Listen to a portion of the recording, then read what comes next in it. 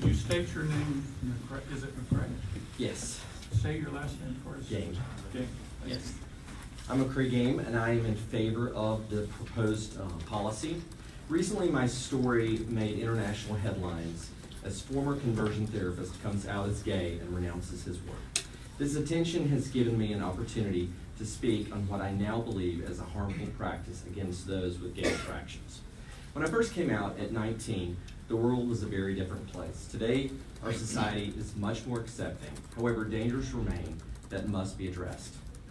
For the next 3 years, I lived my gay life while knowing my family and society were against me. At 22, I became a Christian and soon after discovered the world of conversion therapy. I was told that my attractions would diminish or shift. One therapist told me it would become like swatting an occasional fly. I eventually learned this was not true. I was young and impressionable. I saw my counselor once a week on and off for the next 8 years. I read many books on the subject, went to countless conferences, workshops, and lectures. They all enforced the teaching of healing from homosexuality.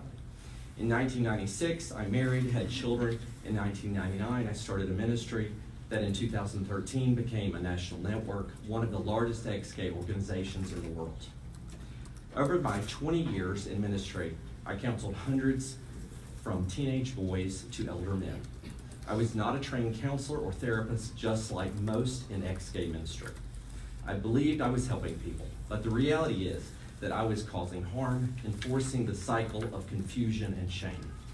I could see the pain in the teens I worked with.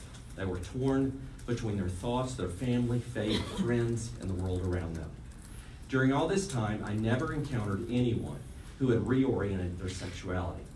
For the overwhelming majority, it becomes a game of turning their head, repressing thoughts, denying identity, denying involvement in gay relationships and friendships, and dying to self.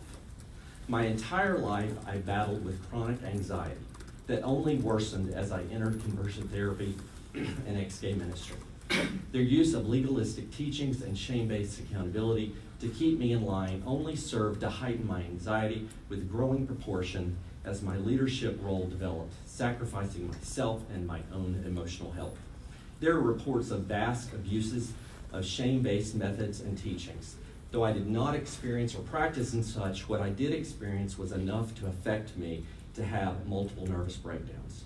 Today, now fully out and accepting myself as a gay man, my anxiety is gone, though you cannot tell that right now.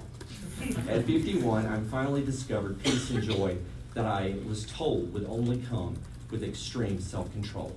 The reality that we implore you to realize is to act on that conversion therapy is harmful practice that should be banned, and the least we can do is protect our youth. Thank you. Thank you for your comment. Mr. Jeff Benyon? Correct, yes.